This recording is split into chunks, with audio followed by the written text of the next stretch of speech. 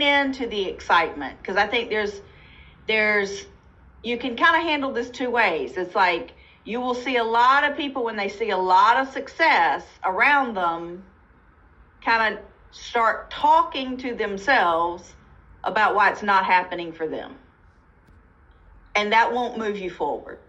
And so I would say to you, lean into the energy, lean into the success, lean into all the amazing new leaders that are breaking on the team, and recognize that those people are out there in your network as well.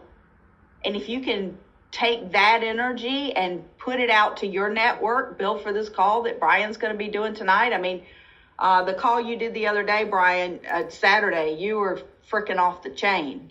I don't know how many of y'all were on there, but it's like, if he brings that energy tonight, it's like, you've got those people in your network. Just go put them in front of that energy and allow them to feel what's actually happening with Team Pinnacle, and, be in full participation mode.